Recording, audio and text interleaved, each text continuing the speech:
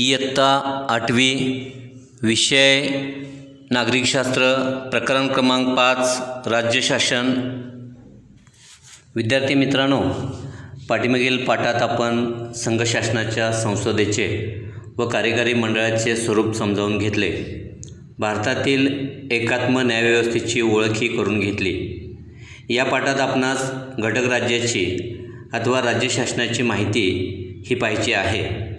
संघराज्य व्यवस्थेत दोन पातळ्यावर शासन संस्था कार्यरत असतात। राष्ट्रीय पातळीवर संघ शासन तर प्रादेशिक पातळीवर राज्य शासन कार्य करते। भारतात 29 घटक राज्य असून त्यांचा कारभार तेथील राज्य शासन करते।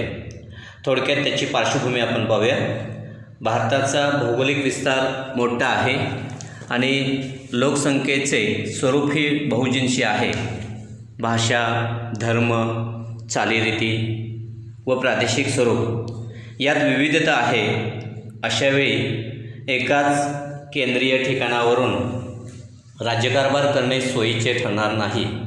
हे विचारात घेऊन संविधानाने भारतासाठी संघराज्य व्यवस्था स्वीकारली। घटक राज्यांची निर्मिती भाषेच्या आधारावर करण्याचे निश्चित झाले। त्यानुसार भाषावार प्रांतरचना झाली। भारतातील सर्वच घटक राज्यांच्या शासन यंत्रणेचे राजकीय स्वरूप सारखे आहे। अपवाद त्याला जम्मू आणि काश्मीरचा आहे। महाराष्ट्राच्या संदर्भात आपण घटक राज्यामधील शासन संस्थेचे स्वरूप थोडक्यात समजावून घेऊया। त्यामधला पहिला घटक राज्य शासनाचे विधिमंडळ। केंद्रीय पातळीवरील संसदेप्रमाणे राज्य शासन पातळीवर प्रत्येक राज्याचे विधिमंडळ आहे। केवळ 7च राज्यातील विधिमंडळ हे 2 सभागृहाचे आहे, म्हणजे द्विसभागृही आहे। त्यात महाराष्ट्राचा समावेश आहे। विधिमंडळाच्या सदस्यांना आपण आमदार असं म्हणतो। थोडक्यात आपण महाराष्ट्राचे विधिमंडळ जे आहे त्या विधिमंडळाची रचना आणि त्याचं कार्य पाहूया। महाराष्ट्रात विधानसभा आणि विधान परिषद ही 2 सभागृह आहेत। त्यातलं पहिलं विधानसभा। महाराष्ट्र विधिमंडळाचे हे पहिले सभागृह असून याची सभासद संख्या 288 आहे। ॲग्लो इंडियन समाजास पुरेसं प्रतिनिधित्व नसेल तर राज्यपाल त्या समाजाचा एक प्रतिनिधी विधानसभेवर नेमू शकतो। अनुसूचित जाती व अनुसूचित जमातीसाठी काही जागा राखीव असतात। निवडणुकीसाठी संपूर्ण महाराष्ट्राचे मतदारसंघात विभाजन केले जाते। प्रत्येक मतदारसंघातून एक प्रतिनिधी निवडला जातो। विधानसभेची मुदत 5 वर्षाची असते। अपवादात्मक परिस्थितीत विधानसभेच्या मुदतपूर्व निवडणुका होऊ शकतात। आता विधानसभा सदस्याची पात्रता कोणती आहे तर वयाची 25 वर्ष पूर्ण केलेल्या कोणत्याही भारतीय नागरिकाला त्याचे महाराष्ट्रात वास्तव्य असल्यास विधानसभेची निवडणूक ही लढवता येते। त्यानंतर विधानसभेचे अध्यक्ष। तर विधानसभेचे कामकाज अध्यक्षांच्या नियंत्रण व मार्गदर्शनाखाली चालते।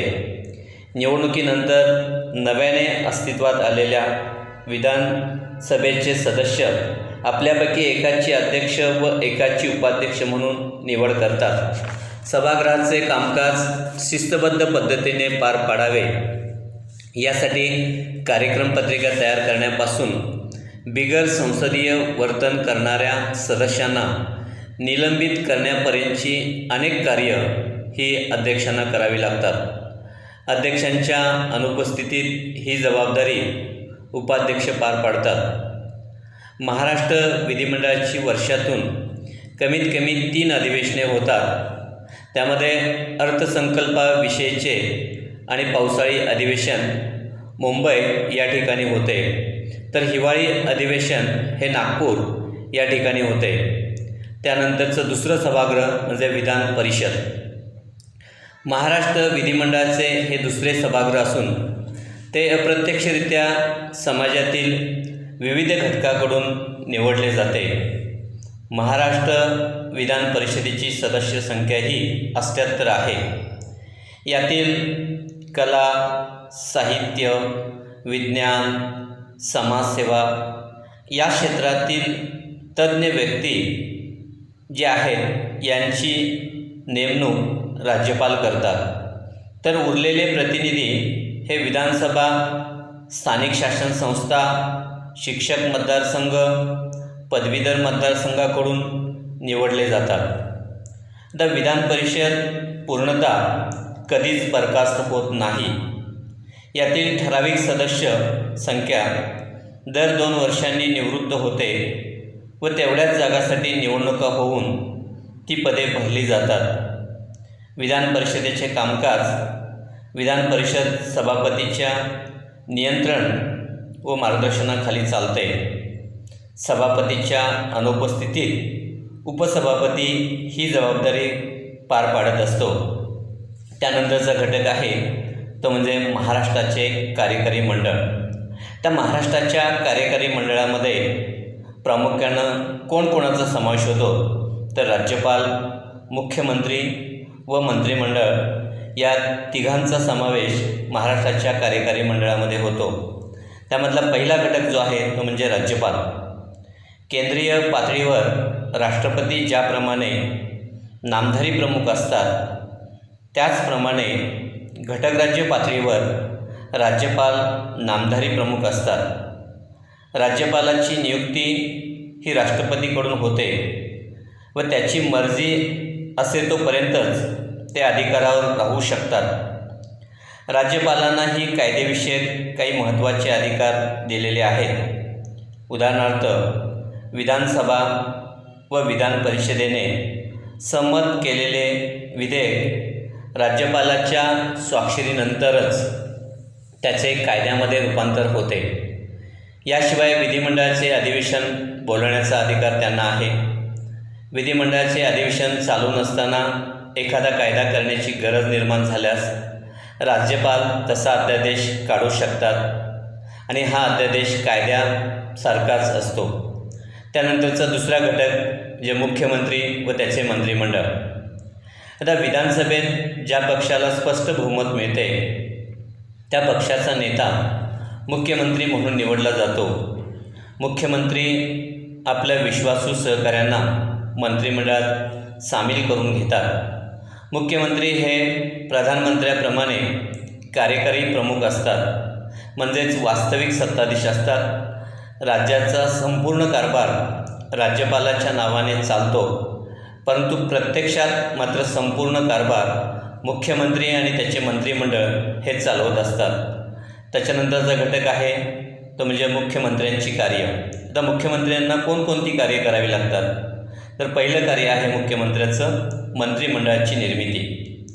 बहुमत सिद्ध झाल्यानंतर मुख्यमंत्र्यांना प्रथम आपले मंत्रिमंडळ तयार करावे लागते.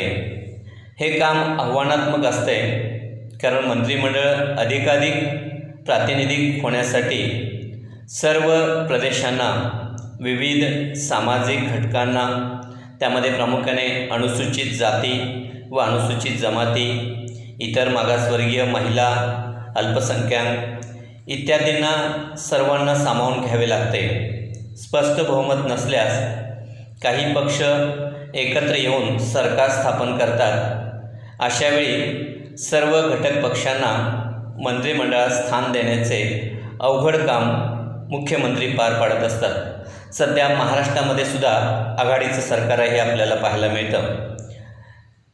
त्याच्यानंतर मुख्यमंत्र्याचं दुसरं कार्य जे आहे ते म्हणजे खातेवाटप. मंत्रिमंडळाची निर्मिती केल्यानंतर मुख्यमंत्र्यांनी निवडलेल्या मंत्र्यांना खात्याचे वाटप करावे लागते. खातेवाटप करतानाही मंत्र्यांचा राजकीय अनुभव, प्रशासकीय कौशल्य, त्यांची लोकमताची जाण, नेतृत्व इत्यादी गुणांचा त्या ठिकाणी विचार करावा लागतो. त्याचबरोबर खात्यामध्ये समन्वयही मुख्यमंत्र्यांना ठेवावा लागतो. मुख्यमंत्री व त्याचे मंत्रिमंडळ एकत्रितरित्या विधानसभेला जबाबदार असल्याने कार्यक्षम कारभाराची अंतिम जबाबदारी ही मुख्यमंत्र्यावरच असते. खात्यामध्ये सहकार्य व समन्वय नसेल तर त्याचा परिणाम शासनाच्या कामगिरीवर होतो म्हणून मुख्यमंत्र्यांना खात्यामधील वाद दूर करून सर्व खाती एकाच दिशेने काम करत आहेत किंवा नाहीत हे पाहावे लागते. याशिवाय राज्याचे नेतृत्व, प्रधानमंत्री ज्याप्रमाणे देशाचे नेतृत्व करतात त्याचप्रमाणे मुख्यमंत्री हे राज्याचे नेतृत्व करतात. आपल्या राज्यातील लोकांचे हित, त्यांच्या समस्या व अडीअडचणी लक्षात घेऊन त्यानुसार नवीन धोरणाची निर्मिती मुख्यमंत्र्यांनी करायची असते. राज्यातील जनता मुख्यमंत्र्याकडे आपले प्रश्न सोडवणारी व्यक्ती म्हणून पाहत असते. राज्याच्या प्रश्नांची दखल घेऊन त्यावर शासनाच्या वतीने उपाययोजनेचे आश्वासन मुख्यमंत्र्यांनी दिल्यास जनतेला दिलासा मिळतो. महाराष्ट्र राज्य हे भारतातील एक प्रागतिक राज्य आहे. शिक्षण, उद्योग, सेवा क्षेत्र, आरोग्यसेवा आणि सामाजिक सुरक्षितता इत्यादी बाबतीत ते आघाडीवर आहे. असं जरी असलं तरीही दहशतवादी कारवाया आणि काही भागातील नक्षलवादी चळवळ ही आपल्या राज्यापुढे असणारी दोन मोठी आव्हाने आहेत आणि या आव्हानाला आपल्याला खंबीरपणे सामोरं जाणं गरजेचं आहे. धन्यवाद.